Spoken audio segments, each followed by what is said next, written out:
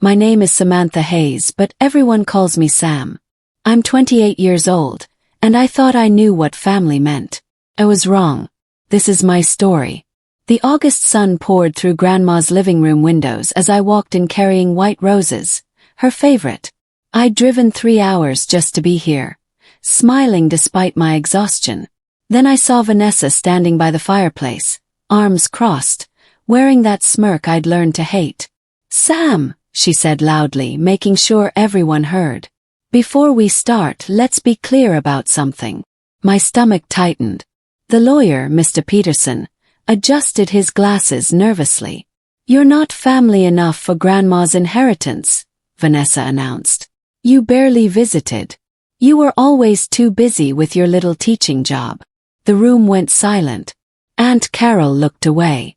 My parents exchanged glances but said nothing. Absolutely nothing. My chest burned as Mr. Peterson opened his briefcase, pulling out the will. Every eye turned to me, judging, measuring, dismissing. I forced a smile, though my hands shook. "I see." Mr. Peterson cleared his throat. "Does anyone have questions before we begin?" I stood there alone, surrounded by family, feeling completely invisible. I made it to my car before the tears came. My hands gripped the steering wheel so hard my knuckles turned white. Every memory crashed over me like waves. Grandma teaching me to bake, me staying late to help her with groceries, reading to her when she got sick. Vanessa barely called. She only showed up when she needed money. Yet somehow I wasn't family enough. Anger mixed with heartbreak in my chest. I wanted to scream, to storm back inside and demand answers. But something stopped me. A voice in my head that sounded like Grandma's. "Patience, sweetheart. Patience reveals truth." I wiped my eyes and started the engine. As I glanced back at the house, I noticed Mr. Peterson walking to his car. His briefcase sat open on the passenger seat, and I could see papers inside. One envelope caught my eye. It was smaller than the others, cream-colored, and it had my name on it. That night I couldn't sleep. The envelope haunted my thoughts. Why would there be something separate with my name on it? Grandma had always been deliberate, careful with her words and actions. Nothing she did was random. By morning I'd made my decision. I called Mr. Peterson's office. "I have some questions about the estate," I said calmly. "Of course, Miss Hayes. Can you come by tomorrow?" When I arrived, he seemed surprised but welcoming. We talked about general procedures, taxes, timelines. I asked careful questions, watching his reactions. Then, casually, I mentioned the envelope. His eyes flickered just for a second. "Ah," he said slowly. "Your grandmother left specific instructions. Some things can't be shared until certain conditions are met." My heart raced. "What conditions?" He smiled faintly. "Patience, Miss Hayes. Your grandmother valued patience." As I left, I passed Vanessa in the parking lot. She laughed when she saw my face. She had no idea what was coming. I spent the next week researching everything I could about estate law. Late nights at the library, online forums, legal databases. I absorbed it all. Something didn't add up about Vanessa's confidence. Grandma had always been fair, thoughtful. The woman who taught me to stand up for myself wouldn't just abandon me. I started making notes. Dates, conversations, inconsistencies. Vanessa had told everyone she visited Grandma twice a month. But Grandma's caregiver, Mrs. Chen, had mentioned something different once. "Your sister only came 4 times last year."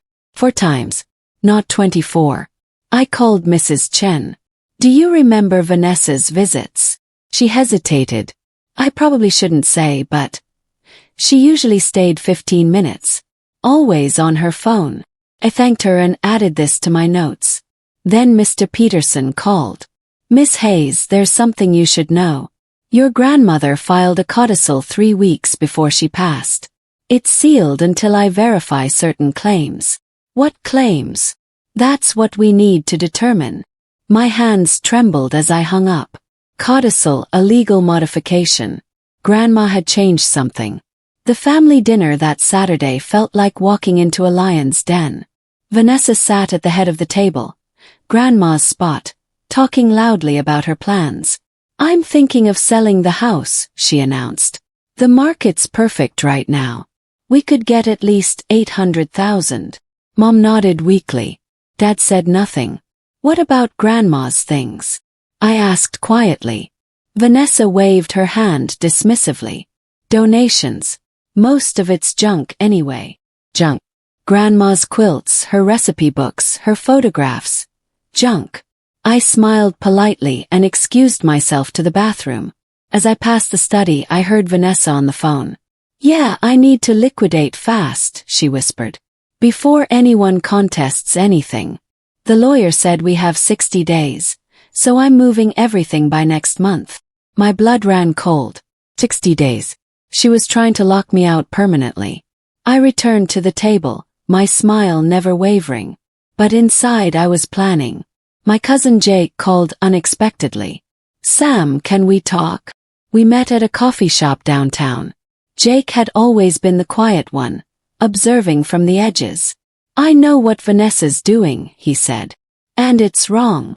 He pulled out a folder. Inside were letters. Letters from Grandma to various family members over the years. Letters praising my dedication, my kindness, my visits. "She saved these," Jake said. "Every thank you card you sent, every photo from your visits. Vanessa talked about being close to Grandma, but look at these dates." He spread them out. My visits. Consistent, weekly, documented. Vanessa's. Sporadic, brief, usually around holidays or when she needed money. "Why are you showing me this?" "Yes. Because Grandma asked me to. 3 months before she died, she gave me this folder. She said if anything seemed unfair, I should find you." Tears stung my eyes. "She knew. She always knew," Jake said softly. Then he revealed something else. Grandma met with Mr. Peterson privately the week before she passed. She asked me to drive her. Whatever she discussed, she didn't want anyone else knowing. I decided to test the waters. There was a small art piece, a painting Grandma loved, that Vanessa wanted to sell immediately. Using Jake's documentation of Grandma's wishes, I filed a formal objection with Mr. Peterson. "My grandmother specifically mentioned wanting this to stay in the family," I wrote. "I have evidence of her intentions." 2 weeks later I got the response. The court sided with me. The painting couldn't be sold without family consensus. It was small, barely a victory. But when I saw Vanessa's face at the next family gathering, I felt something shift. She was worried. "You think you're clever," she hissed when we were alone. "I think I'm honoring Grandma's wishes," I replied calmly. "You can't win this, Sam. You're out of your league." I smiled and walked away. But her threat echoed in my mind. She was preparing for war. But so was I. Vanessa cornered me in Grandma's old kitchen. The house felt emptier now, colder. "Let's be honest," she said, leaning against the counter. "You think you deserve something just because you played the good granddaughter?" "I wasn't playing," I said quietly. She laughed, that cruel, dismissive sound. "You were always so naive, Sam. Family isn't about who visits more or who bakes cookies. It's about who's smart enough to secure their future." "Is that what you think Grandma valued? Manipulation?" "I think she valued winners," Vanessa shot back. "And you were never one." I stood there, absorbing every insult, every sneer. My hands stayed steady at my sides. "Are you done?" "Yes. For now," she said, brushing past me. As she left, I whispered to myself, "This isn't over." Not by a long shot. Because I'd noticed something during her rant, a small crack in her confidence. She was worried about something and I intended to find out what. I threw myself into work and careful financial planning. My teaching salary wasn't huge, but I'd always been smart with money, something Grandma taught me. I reviewed my savings, made some strategic investments, and consulted with a financial advisor. "You're building a strong foundation," he said, impressed. While Vanessa flaunted her expected inheritance on social media, designer bags, expensive dinners, I was quietly securing my independence. I didn't need Grandma's money to survive, but I wanted what was rightfully mine on principle. Then something interesting happened. I received a letter from the bank managing Grandma's estate accounts. It mentioned a secondary account, one requiring dual authorization to access. The two names listed, Grandma's and mine, not Vanessa's. I called Mr. Peterson immediately. "What is this account?" "Come to my office tomorrow," he said carefully. "We need to talk." That night, I noticed Vanessa had stopped posting on social media. For someone so vocal, her sudden silence was deafening. She sensed something shifting. And she was right. The next family gathering was tense. Aunt Carol asked about the estate timeline, and Vanessa answered with her usual confidence. But I saw her hands shake slightly. "Everything's on track," Vanessa said. "We'll finalize distributions next month." "Actually," I said calmly, "there are some unresolved questions about Grandma's final wishes." The room went quiet. "What questions?" Mom asked nervously. "Mr. Peterson mentioned some documentation that needs review," I continued. "Apparently, Grandma made some specific arrangements that weren't in the primary will." Vanessa's face went pale. "That's not true. I've seen everything." "Have you?" I asked innocently. Uncle Tom frowned. "Vanessa, you told us everything was straightforward." "It is," she insisted. "Sam's just trying to cause problems because she's jealous." "Jealous of what?" "Yes. I'm just ensuring we honor Grandma's actual wishes, not assumptions." As arguments erupted around the table, I caught Vanessa's eye. For the first time she looked uncertain. I excused myself early, but before leaving I heard Uncle Tom say, "Maybe we should all meet with the lawyer together." Perfect. Mr. Peterson's call came on a Tuesday morning. "Miss Hayes, I need you to come to my office. There's something important you need to see." My heart pounded as I drove downtown. His office smelled like old books and coffee. He gestured to a chair. His expression serious but not unkind. "Your grandmother maintained a safety deposit box," he began. "The contents were sealed with specific instructions. Only you have access." "Only me?" "Yes. She was very clear about that." He handed me a key and a letter in Grandma's handwriting. "My dear Sam, if you're reading this, then I'm gone, and I suspect your sister has shown her true colors. Inside this box, you'll find a codicil to my will, the real one. Everything depends on you proving what I already know, that patience, integrity, and love matter more than greed. The lawyer will guide you. Trust him. Oh, my love, Grandma." My hand shook. "When can I access the box?" "Tomorrow morning," Mr. Peterson said. "But Miss Hayes, you should know, your sister has been asking questions. She senses something." "Let her sense it," I said, surprising myself with my own steel. "She's about to learn what Grandma really thought of her." The safety deposit box contained more than I'd imagined. Inside was a detailed codicil, dated 3 weeks before Grandma died. It outlined specific conditions for inheritance distribution, conditions based on documented family involvement, character, and respect for Grandma's legacy. Every clause favored me. There were also letters, dozens of them, written by Grandma over the years.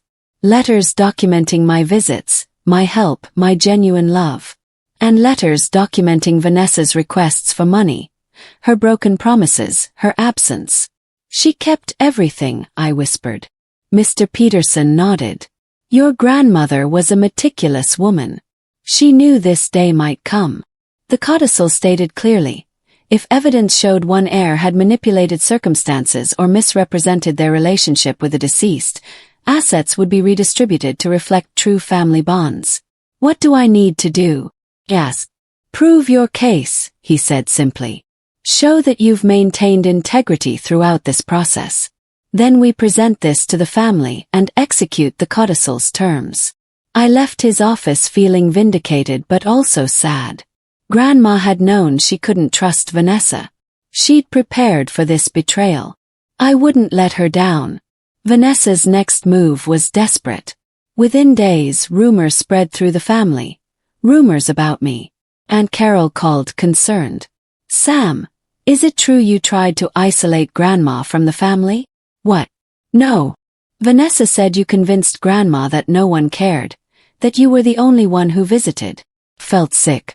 Vanessa was rewriting history, painting me as the manipulator. Called Jake immediately. She's spreading lies. I know, he said grimly. My mom asked me about it too.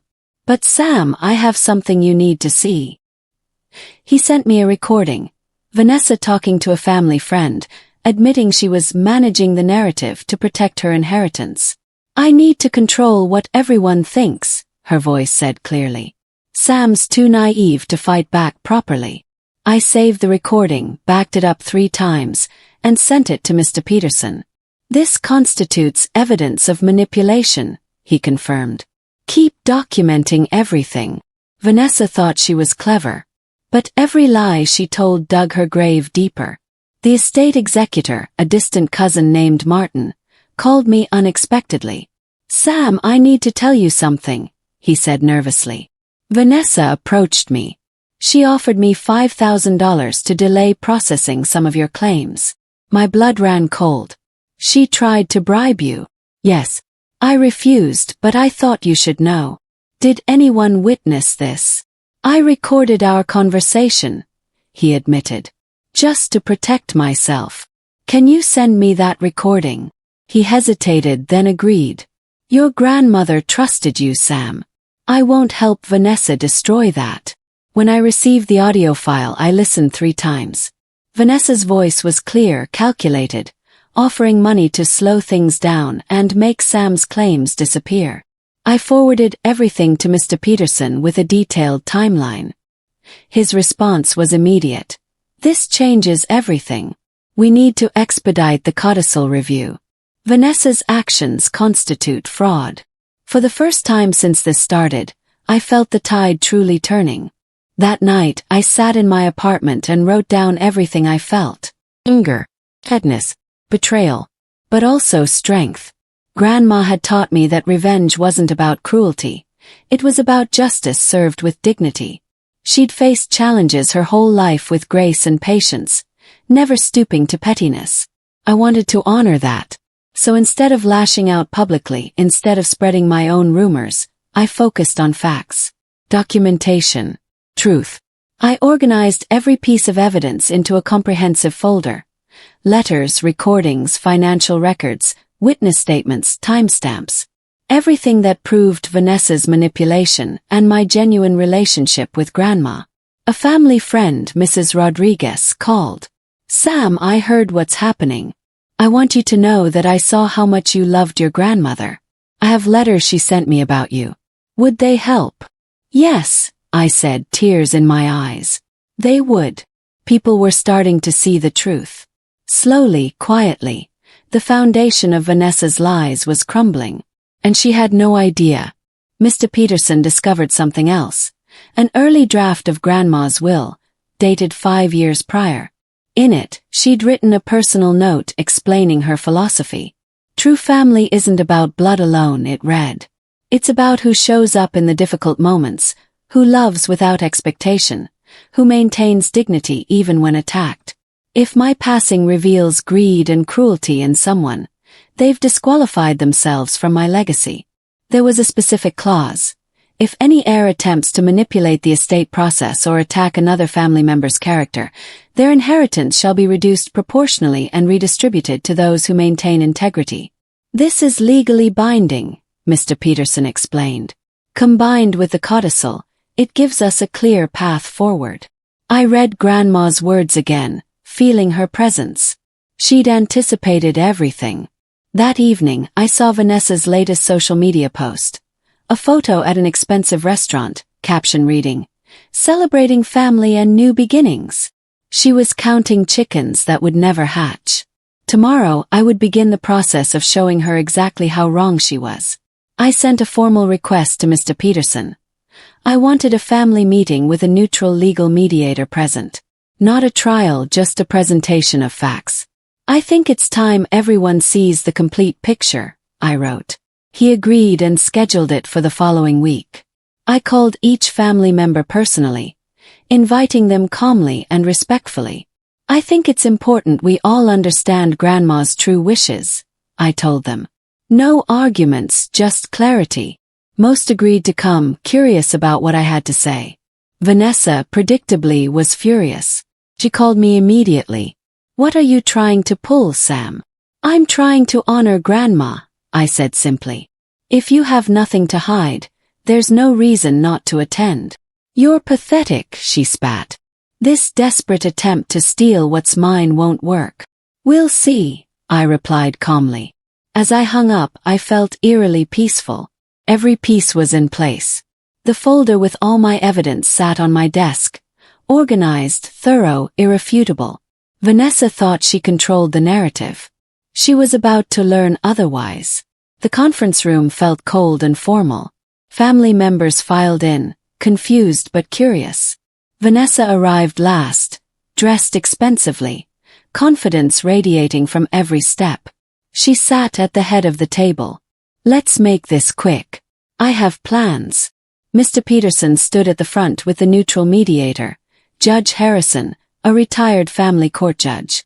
Thank you all for coming, Mr. Peterson began. We're here to review some additional documentation regarding Mrs. Hayes' estate. Additional documentation. Vanessa interrupted. Everything's been settled. Not quite, I said quietly. She shot me a venomous look. Mr. Peterson opened his briefcase and pulled out the codicil. 3 weeks before her death, Mrs. Hayes filed a legal modification to her will. It contained specific conditions and revelations. The room went silent. This codicil states that inheritance distribution depends on documented family involvement and character. He began presenting evidence. My visitation records, letters from Grandma, testimonials from caregivers, financial records of my support. Then he presented Vanessa's records, or lack thereof. Her 4 visits last year. Her constant requests for money. Her 15-minute stops. Vanessa's face drained of color.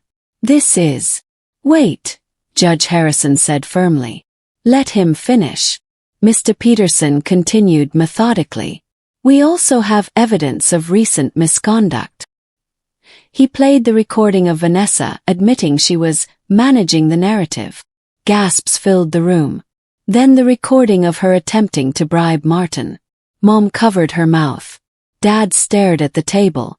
Furthermore, Mr. Peterson said, we have documentation showing Miss Vanessa Hayes repeatedly misrepresented her relationship with the deceased, spread false rumors about Miss Samantha Hayes, and attempted to manipulate legal proceedings. Vanessa stood abruptly. This is insane. You can't. Sit down, Judge Harrison said coldly. She sat trembling now. I stayed calm, watching everything unfold. No gloating, no anger, just quiet observation. Miss Samantha Hayes, Mr. Peterson said, turning to me, has maintained integrity throughout this process. She's documented everything, responded to false accusations with facts rather than retaliation, and consistently honored her grandmother's memory. He paused dramatically. According to the codicil and Mrs. Hayes's early will clause, when an heir demonstrates manipulation and cruelty, their inheritance is redistributed. Vanessa's eyes widened in horror. The estate will be divided differently than originally stated. Miss Samantha Hayes will receive 70%. The remaining 30% will be distributed among other family members. Miss Vanessa Hayes will receive nothing beyond a symbolic $1, proof she was not forgotten, merely disqualified by her own actions. The room erupted. Vanessa screamed, "You can't do this." "It's already done," Judge Harrison said. "The codicil is legally binding, and the evidence is overwhelming." Uncle Tom looked at Vanessa with disgust. "You lied to all of us. You manipulated us into turning on Sam," Aunt Carol added, her voice breaking. Vanessa turned to me, hatred burning in her eyes. "You planned this. You wanted this from the beginning." "No," I said quietly, standing. "I wanted a sister who loved me. I wanted parents who defended me. I wanted a family." My voice didn't waver. But Grandma taught me something important. Dignity matters more than money. Integrity matters more than inheritance. And I proved that by staying honest when you lied, staying calm when you attacked, and trusting truth when you relied on manipulation. Tears streamed down Mom's face. Dad couldn't look at anyone. Vanessa tried to storm out, but Judge Harrison stopped her. There's one more thing. He handed me another envelope. Your grandmother left this, to be opened only after the primary codicil was revealed. My hand shook as I opened it. Vanessa tried one last time. She showed up at my apartment late that night, mascara-streaked, furious and desperate. You destroyed me, she hissed. No, I said calmly. You destroyed yourself. I just refused to be destroyed with you. Give me something, Sam. Please. The house, the money. I need it. Why? So you can keep pretending. Keep manipulating. I'm your sister. Are you? Yes. Because sisters don't humiliate each other publicly. They don't spread lies or try to steal what isn't theirs. She crumpled slightly. I didn't mean for it to go this far. Yes, you did, I said quietly. Every step was calculated. Every lie was intentional. You just didn't expect consequences. So that's it. You're just going to let me lose everything. I'm not letting you do anything, I replied. Your choices led here. Not mine. She stared at me with something between hatred and disbelief. You've changed. No, I said. I finally stopped accepting less than I deserve. She left without another word, and I closed the door gently. As I locked it, I felt the last weight lift from my shoulders. Closure doesn't always come with reconciliation. Sometimes it comes with boundaries. 2 weeks later, I organized a small gathering at the lake house. My lake house. I invited only those who'd supported me. Jake, Mrs. Chen, Martin, Mrs. Rodriguez, and a few others. We sat on the dock watching sunset paint the water gold. Jake raised his glass. To Sam, who taught us that doing the right thing isn't easy, but it's always worth it. To Grandma, I added, who gave me the tools to stand up for myself. We toasted, and for the first time in months, I felt genuinely happy. Mrs. Chen squeezed my hand. Your grandmother talked about you constantly. She said you were her greatest accomplishment. Not because you were perfect, but because you were real. Tears filled my eyes. I miss her so much. She's here, Mrs. Rodriguez said gently, gesturing to the water, the trees, the peace. In every lesson she taught you. As the sun disappeared, I opened one final letter that had arrived that morning. Postmarked weeks ago, delayed in mail. Grandma's handwriting again. My dearest Sam. By now, you know everything. I'm sorry I couldn't spare you this pain, but I knew you needed to see who people truly were. Remember, victory isn't about money or houses. It's about knowing your worth and refusing to settle for less. You've proven that beautifully. Live fully. Love deeply. Stand proudly. Your grandma. Months passed. The estate was settled, the legal battles over. Vanessa moved away. I heard she was living with a friend in another state, working retail. Part of me felt sad for her, but mostly I felt free. I renovated the lake house slowly, carefully, filling it with warmth and memories. I hung Grandma's quilts, displayed her recipe books, and planted roses by the dock. One Saturday Mom and Dad visited. Tentatively, humbly. We sat on the porch drinking coffee. Thank you for letting us come, Mom said quietly. I'm trying to forgive, I admitted. But it takes time. We understand, Dad said. We failed you. We let fear of conflict make us cowards. It wasn't a perfect reconciliation. Maybe it never would be. But it was honest, and that mattered. As they left, I watched their car disappear down the driveway. Then I walked inside to the mantel where I'd placed Grandma's photo. We did it, I whispered. You taught me to stand tall, and I finally did. The afternoon sun warmed the room, and for a moment I could almost hear her laugh, that beautiful knowing sound that said everything would be okay. Vanessa taught me what family shouldn't be. Grandma taught me what it should be. I emerged from this battle not bitter, but empowered. Not broken but whole. The inheritance wasn't about money. It was about vindication, about proving that integrity wins, that patience pays off, that love outlasts greed. I'm enough. Always was. And no one, not even family, can take that truth away from me.